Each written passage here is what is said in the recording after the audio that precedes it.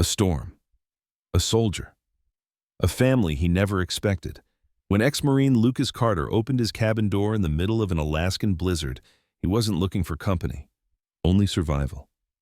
But on that night of 40-degree seas, wind and endless white, he found a German shepherd mother half frozen in the snow, two tiny pups clinging to her.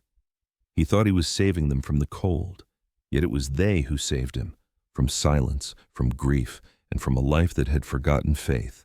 This is a story of sacrifice, redemption, and the miracles God still hides in the coldest places.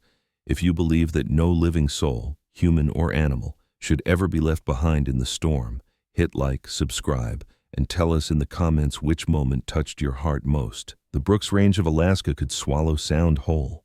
On nights like this, the silence pressed against the windows like a living thing. Inside, a single man and a single fire fought to keep the darkness out, until a knock changed everything. The storm clawed across the Alaskan wilderness with a rage that felt almost personal. Wind screamed through the Brooks Range like grinding metal, tearing at the cabin walls, shaking the window panes until they sang a low, desperate note. Snow fell sideways, thick as smoke, burying every trace of the world outside. Inside that lonely cabin, Lucas Carter sat beside the iron stove, his broad shoulders hunched forward, a chipped enamel mug cooling between his scarred hands. He was 42, a man whose body still carried the memory of command and the weight of too many winters. His dark hair was clipped close, peppered with silver along the temples, and a weak stubble shadowed a jaw carved by discipline and exhaustion. His eyes, gray, cold, precise, had once been the kind that scanned battlefields for threats. Now they merely measured silence. The stove hissed and popped, its warmth never quite reaching the corners of the cabin where frost crawled along the logs like veins of glass.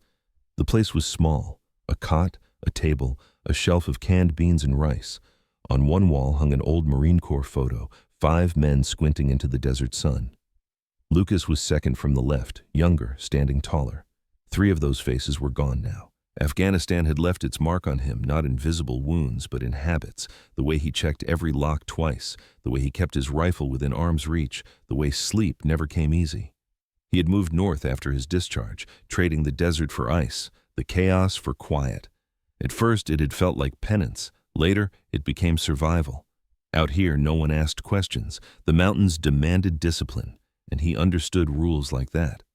He poured himself another sip of coffee, black and bitter, and watched the fire roll like a living creature inside the stove.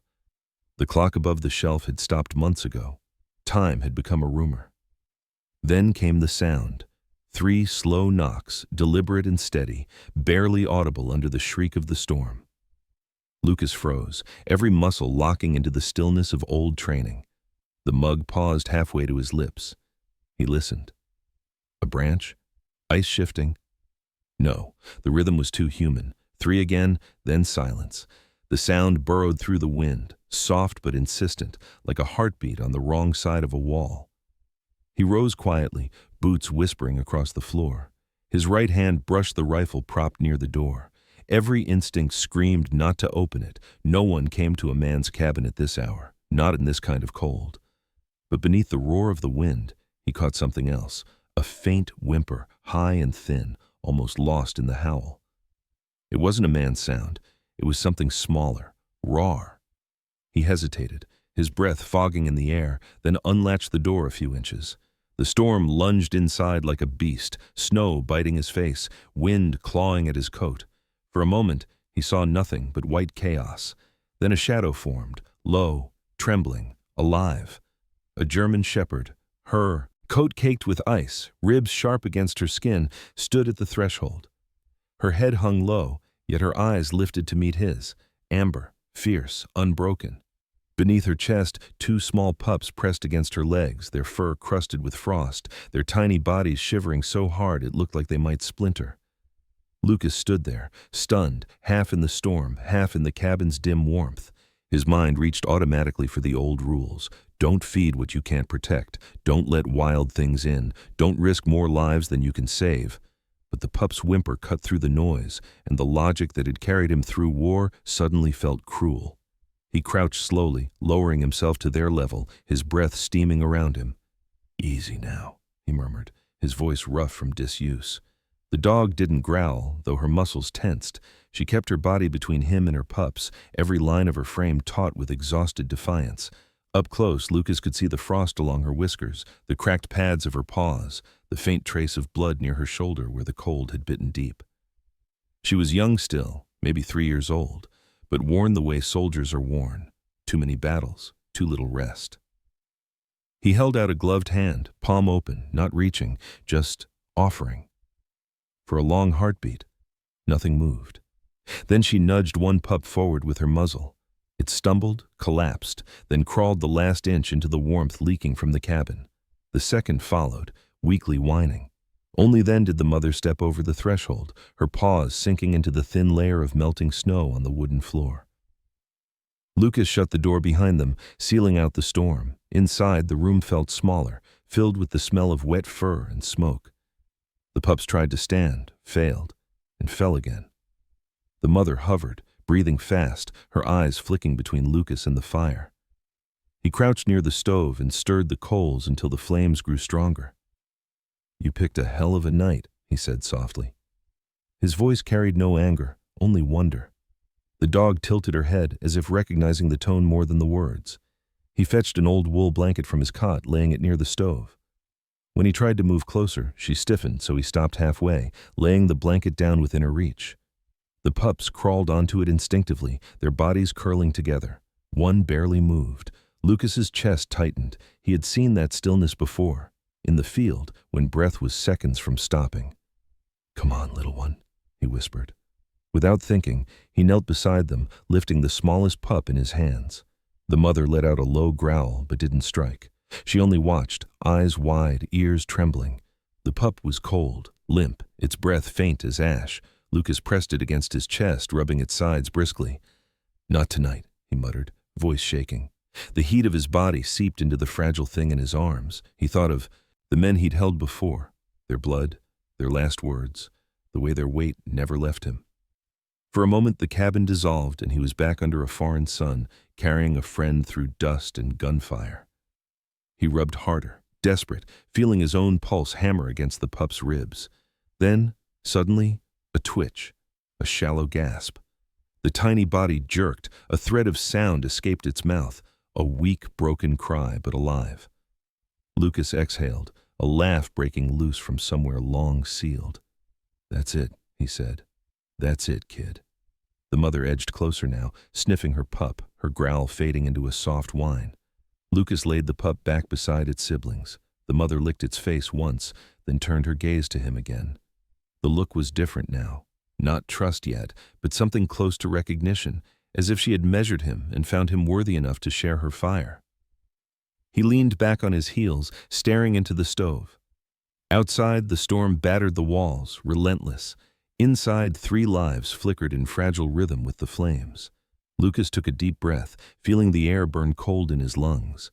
For years he had believed he'd left duty behind in the desert, but here, in the middle of an Alaskan blizzard, duty had found him again, smaller, furred, breathing. He glanced toward the window. The frost had thickened, hiding the world beyond. Yet through the roar of the wind, he thought, just for an instant, that he heard something else. A faint crunch of snow. Footsteps? He stood, every nerve snapping to attention. The dog lifted her head too, ears pricked toward the sound. The storm howled louder, swallowing whatever was out there. But Lucas's instincts didn't lie. Someone, or something, was moving in the dark. The fire popped, scattering sparks like tiny stars. He reached for the rifle by the door, his breath steady now, soldier calm. The shepherd growled low, her body curving protectively around her pups. Lucas glanced at her, their eyes meeting in silent understanding. For the first time in years, he wasn't alone. And for the first time in years, he wished he still was. The sound came again, closer this time, deliberate. He tightened his grip on the... By dawn, the storm had not died but changed its voice. The wind no longer screamed. It whispered, low and rhythmic, as though something beyond the mountains had learned to breathe through the snow. The cabin was half buried, windows veiled in frost, air heavy with smoke and damp fur. Lucas Carter stirred on the floor beside the stove, his back stiff from the wooden boards, his face turned toward the faint orange glow. He hadn't slept long, maybe an hour. His dreams had been a tangle of gunfire and desert sun, chased away only by the whimper of the pups pressed against their mother's flank. He blinked the sleep away and listened. The world outside was muffled, too quiet. He sat up, pulling his coat tighter, and watched the German shepherd. She lay curled around her pups, their small bodies rising and falling in uneven rhythm. Frost had melted off her fur during the night, revealing a coat streaked with dark sable and pale gold, once beautiful, but now patchy and dull from hunger. A faint scar cut across her left foreleg, an old wound healed by time alone. She was still, but her amber eyes were open, watchful, untrusting. Lucas nodded slightly, as if greeting an equal. "You're still here," he murmured. She didn't respond, not with movement or sound, but the subtle flick of her ear told him she understood something of tone, if not of language. He rose, boots creaking on the boards, and went to the window. The frost was thick as bone. He scraped it away with the side of his hand, revealing a landscape drained of color. The ridge was gone under white dunes. Snow hung from the trees in heavy drifts, bending the birch trunks like bowed men. Then he saw it, faint impressions leading away from the cabin, not paw prints. Too large, too deliberate. Someone had been close enough during the night to circle the porch and vanish into the tree line. His pulse steadied into the cold focus of habit. The war might have ended, but the instinct never had. He turned, scanning the room automatically. Rifle by the door, knife on the shelf, matches dry. The shepherd raised her head, sensing his change in posture. "Easy," he said again, though the word was meant for himself. He stepped to the table, poured what was left of the melted snow into a tin cup, and placed it near the blanket. The dog hesitated, then lapped cautiously, her tongue rasping against the metal. The pups wriggled and squeaked, a faint music that softened the edge of his tension. When the wind broke, another sound emerged, the crunch of boots on frozen snow. Lucas froze mid-step. The shepherd's head shot up, ears pricked toward the door. She gave a low growl, her body tensing. The knock came again, firm this time, human. Lucas moved to the door, rifle in hand, and cracked it open an inch. A rush of cold stung his face. Outside stood a woman, bundled in wool and flannel, her breath fogging in white clouds. "Morning, Lucas," she said, her voice muffled by the scarf around her face. He lowered the rifle slightly, recognizing her. "Sarah Collins," he muttered. "You picked a fine day to visit." She smiled beneath her scarf, a faint curve of lips against red wind-burned skin. Sarah was 35, tall and slender, with that wiry strength born from years of surviving the frontier alone. Strands of chestnut hair escaped her knit hat, framing a face both kind and sharp, a contrast of warmth and resilience. Her eyes were gray, steady, and carried the kind of weariness that came from outliving more winters than she'd planned. She lived 2 miles down the ridge, widowed 5 years earlier when her husband fell through river ice during a hunt. Since then, she kept to herself but always checked on the few neighbors scattered through the valley. Lucas stepped back to let her in. "Coffee's cold, but it's coffee." She brushed snow from her shoulders and entered, stamping her boots near the threshold. The warmth hit her and fogged her glasses. "Storm buried half my shed," she said, unwrapping her scarf. "Figured I'd make sure you hadn't frozen solid up here." Her voice carried that dry humor of someone used to losing more than she complained about. Her gaze swept the room and froze on the blanket near the stove. "Well, I'll be damned," she whispered. "You've got company." The shepherd rose instantly, body taut, a growl rumbling deep in her chest. Sarah didn't move closer, just crouched slowly, keeping her palms open and low. "Easy, girl," she said softly. "I'm not here to take anything from you." The dog's eyes followed her every motion, unblinking. Lucas watched, impressed despite himself. "She showed up last night," he explained. "Brought those 2 with her. They wouldn't have lasted another hour." Sarah nodded, her eyes softening as she studied the pups. "She's a fighter. You don't see that kind of defiance often, not in this cold." She stood, brushing her knees. "They must be starving." "I've got rice and jerky," Lucas said, almost apologetically. Not exactly puppy rations. She reached into the wicker basket she carried and pulled out a small jar of honey and 2 slices of stale bread wrapped in cloth. "It's something," she said. "A bit of sweetness for strength. I used to do this for orphan calves. Works the same way." She crouched again, dabbing honey onto her finger, offering it to the mother first. The shepherd sniffed warily, then licked once, quick and deliberate. The pup stirred, catching the scent. Lucas watched in silence. The sight was almost too tender for the room that had seen only solitude. For a moment, the firelight made it look like something holy was taking place, life insisting on itself against the storm. Sarah smiled faintly. "You did right letting them in," Lucas shrugged. "Didn't think much about it." "You did," she said quietly, "or you wouldn't have opened the door." Her tone carried no accusation, only truth. He looked away, staring at the frost on the window. Outside, the wind had slowed to a low moan. "Someone was out there last night," he said finally. Footprints, big ones, circled the cabin. Sarah's expression changed, her brows knit together, lines deepening around her mouth. "You sure they weren't yours?" He shook his head. "Didn't step outside till now." She set the honey jar on the table. "Then it's them again." "Them?" "Poachers," she said grimly. "They've been creeping closer this season. Lost 3 elk already, found traps near my creek. They don't like being seen." Lucas's jaw tightened. "You've reported it?" She gave a humorless laugh. "Sheriff's 70 miles south and his truck barely runs. Out here, we're our own law." The shepherd lifted her head at that moment, ears twitching toward the window.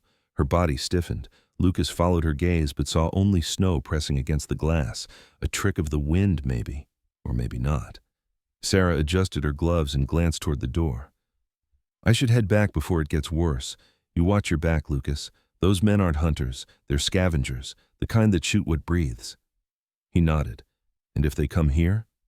Her eyes flicked to the rifle leaning near the wall. "Then make sure they regret it." She smiled faintly, but the expression didn't reach her eyes. She wrapped her scarf again, stepping toward the door. The shepherd growled low, not in threat but warning, as though she understood more than either of them. Sarah looked at her once more and said softly, "Protect your pups, sweetheart. The world out there's colder than any storm." When she left, the door slammed against the wind, and snow swirled in through the cracks before settling again. Lucas stood in the silence that followed, the fire hissing quietly, the pups breathing faint. He walked to the window, brushed the frost aside with his glove, and scanned the tree line. There, a flicker of movement. A shape between the birches, too still to be the wind. A man, maybe. Or something watching. He couldn't tell. The figure didn't move, only stood there, dark against the white, facing the cabin. Lucas's throat went dry. The shepherd growled again, her hackles lifting, body coiled like a spring. When he looked again, the figure was gone. Only the snow moved now, falling in slow, deliberate spirals. But deep down, the wind that night was sharper than glass, its howls slicing through the eaves of the cabin like knives on steel. The storm had grown violent again, a second front rolling in from the north, and the air inside pulsed with its rhythm, gusts, then silence, then gusts again. Lucas Carter sat at the table cleaning his rifle, movement slow and deliberate, his breath a faint mist under the flickering lamplight. The German shepherd lay near the stove, eyes half closed but not asleep. Every time the wind shifted, her ears flicked toward the door. The pups were huddled in a tight knot beside her, their small chests rising and falling with shallow, uncertain breaths.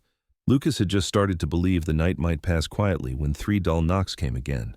They weren't frantic like a traveler begging for warmth. They were measured, like someone reminding him that rules still applied in this frozen place. He stood, the rifle held loosely at his side. "Stay," he murmured to the dog. She rose anyway, a low growl vibrating in her chest, the fur along her spine standing like brush fire. Lucas approached the door and cracked it open. The cold slammed into him.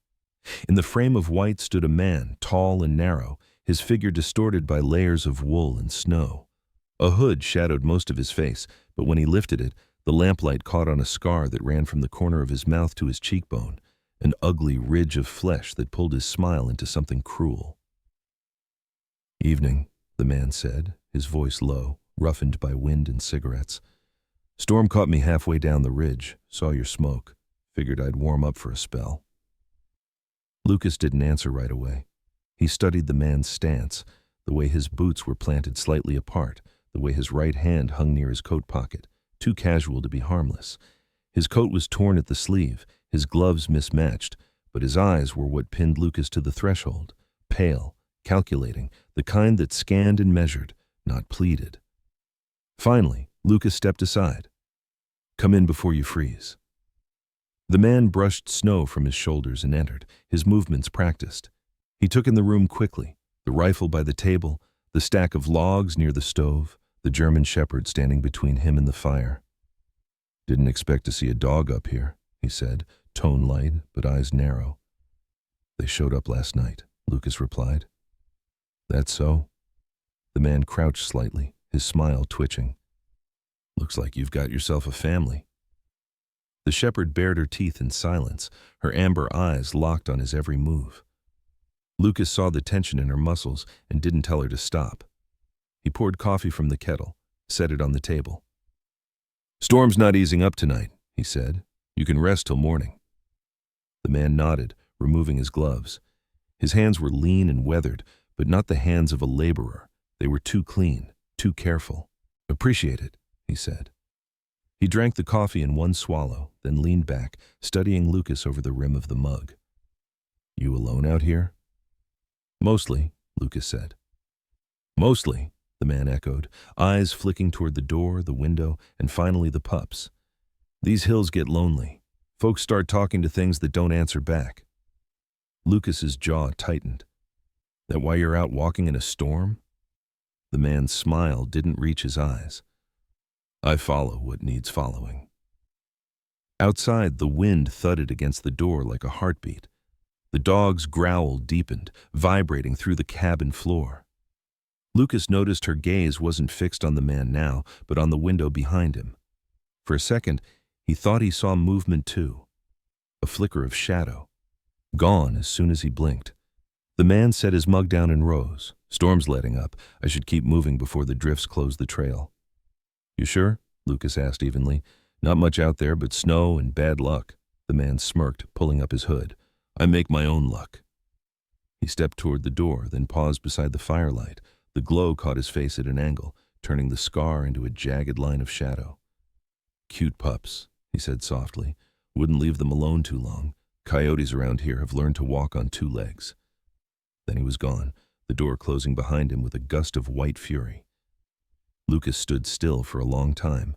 The only sound was the hiss of the kettle and the soft whimper of one pup stirring in its sleep. Finally, he moved to the window. The storm blurred the world to gray, but for a heartbeat he saw a dark shape standing at the tree line, motionless, watching. Then it vanished into the wind. He turned back to the dog. She was still staring at the door, her breathing shallow but steady. "Yeah," he murmured. "I saw him too." He bolted the latch, stoked the fire, and sat back down. The warmth spread slowly, but his chest felt hollow. The man's words echoed in his head. "I follow what needs following." It wasn't a phrase from a lost traveler. It was something else, something that tasted like warning.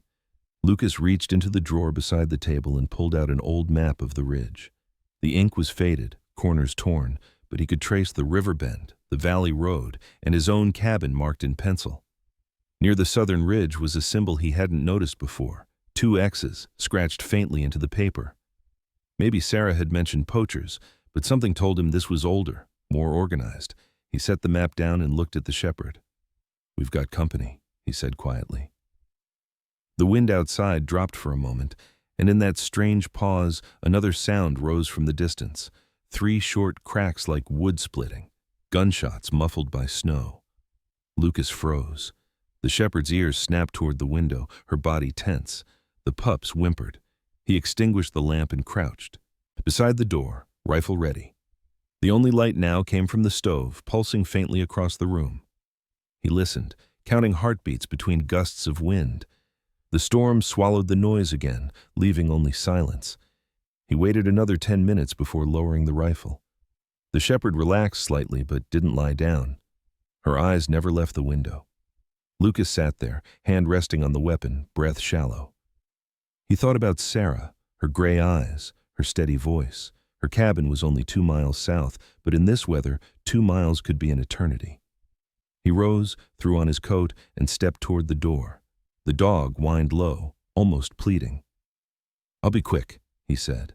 He cracked the door open, snow blowing in like cold smoke, and stared into the storm.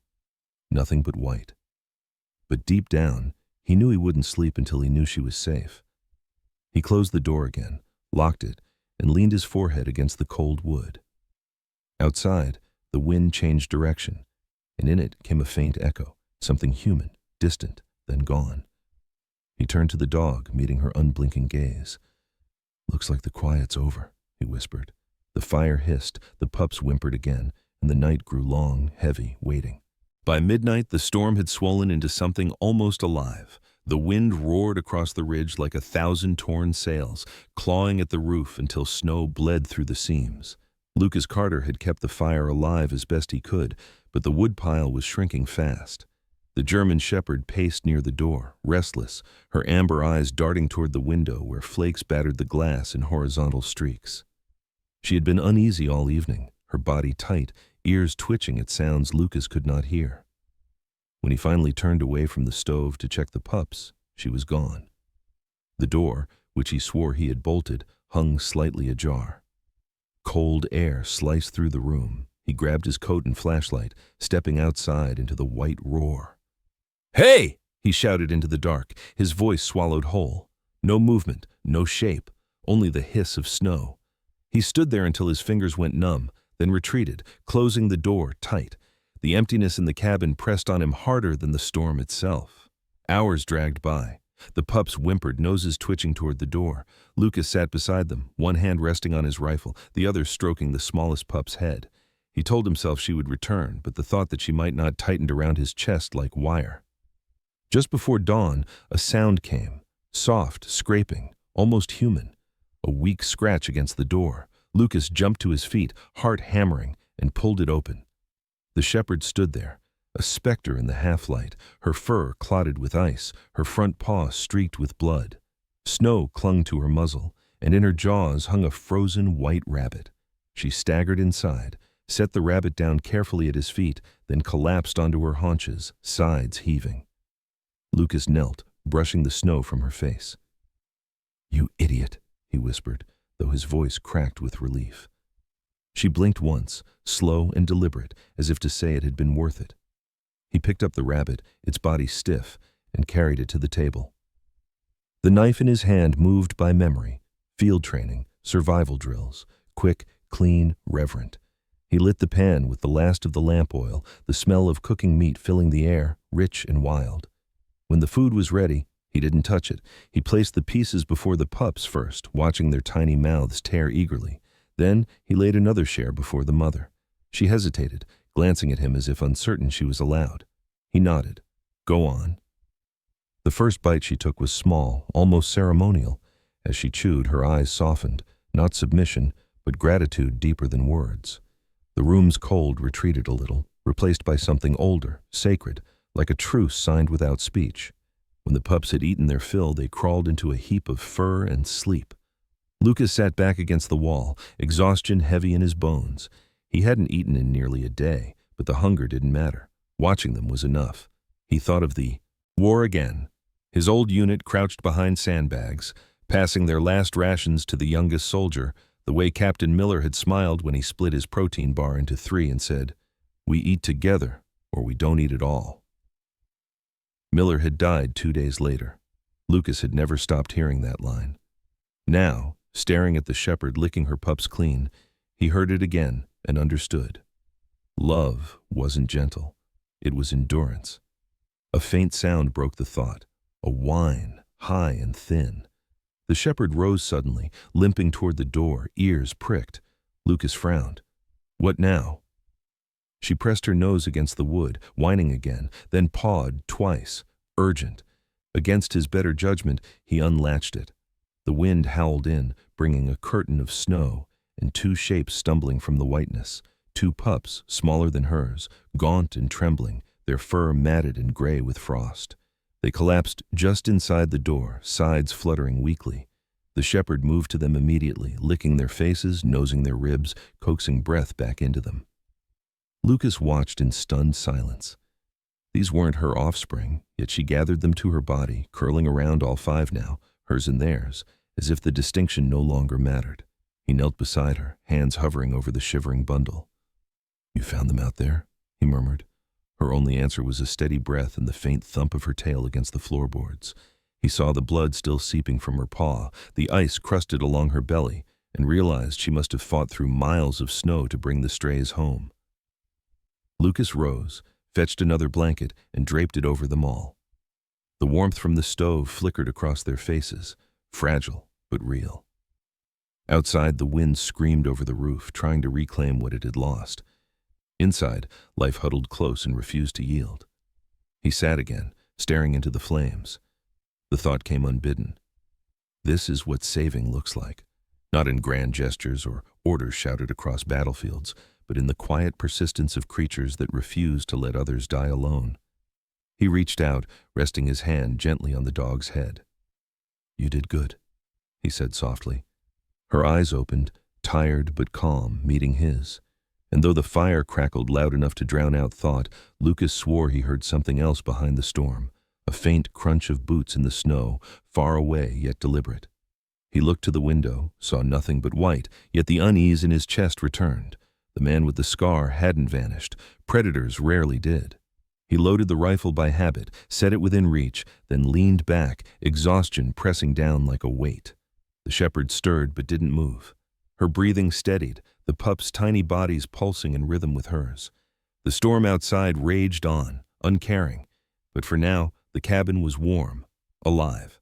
Lucas let his eyes close, one hand still on the rifle, the other resting near the heat blanket. Somewhere beyond the ridge, the snow swallowed the tracks of a man moving toward them. 3 days after the storm, the world outside the cabin looked carved from blue ice. The air shimmered with frost, the trees bent under glassy coats, and the horizon was a pale scar of sunlight. Lucas Carter stepped out for the first time in days, his boots sinking into snow that squeaked like broken glass. The silence was total, so vast it hummed. He filled his lungs with the thin air and felt something shift in his chest, the tightness that had lived there since Afghanistan easing, just a little. When he turned back toward the cabin, smoke curled lazily from the chimney, soft against the brutal white.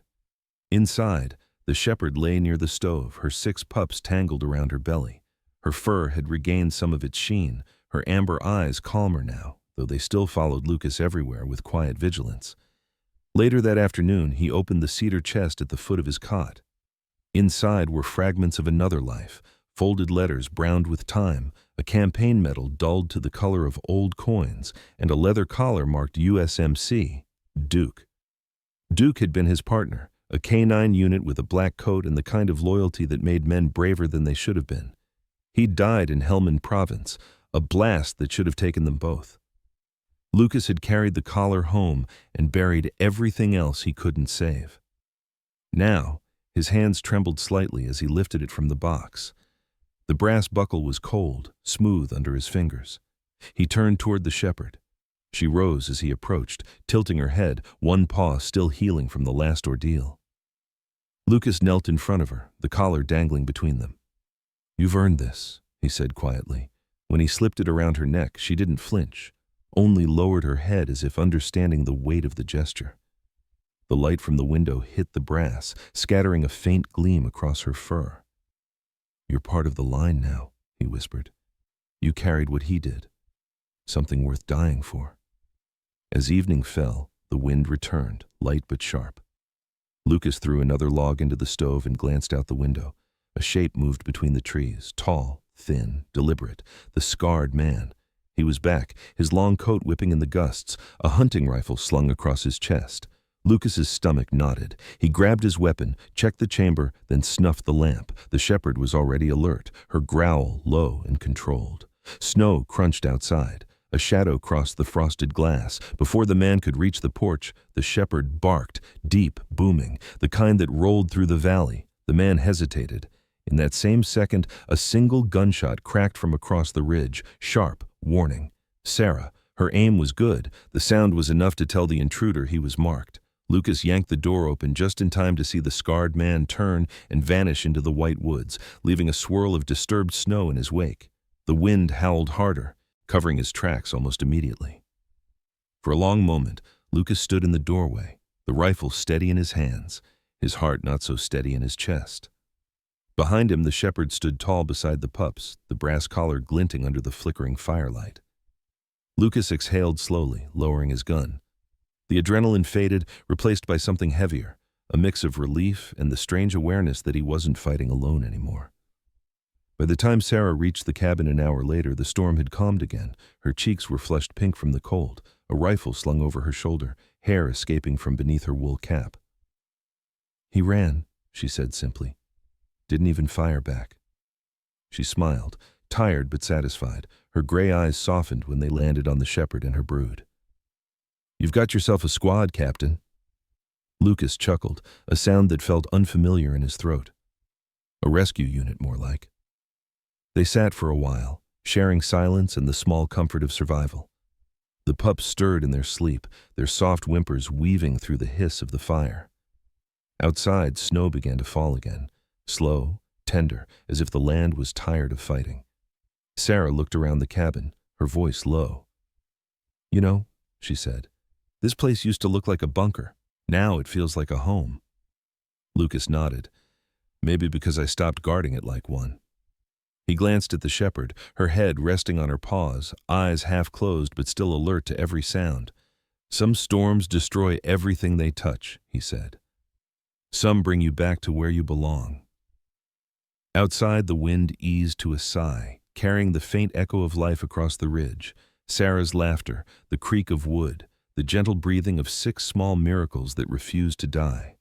For the first time in years, Lucas let the sound fill him, unafraid. Some storms arrive to break us, others to reveal the light we forgot we carried. That night, in a frozen corner of Alaska, a man who had lost faith found it again. Not through sermons or saints, but through the quiet grace of a wounded dog and her will to love beyond fear. It wasn't chance that led her to his door, it was providence. One of those quiet miracles God hides in the coldest places, waiting for hearts brave enough to open their doors. In every life there comes a winter, a moment when the world feels silent and unforgiving. But perhaps, like Lucas, you'll find that warmth begins not with what you receive, but with what you choose to shelter. Sometimes, mercy looks like a bowl of food left by a fire, or a door open to something trembling in the snow. And in that small act, heaven takes notice. If this story touched your heart, share it. Leave a comment about the moment that moved you most, and if you believe that no soul, human or animal, should ever be left out in the cold, hit subscribe and help us keep telling stories of courage, kindness, and redemption. May God bless you, keep you warm in your own storms, and remind you, even in the darkest nights, that miracles still walk among us, sometimes on 4 paws.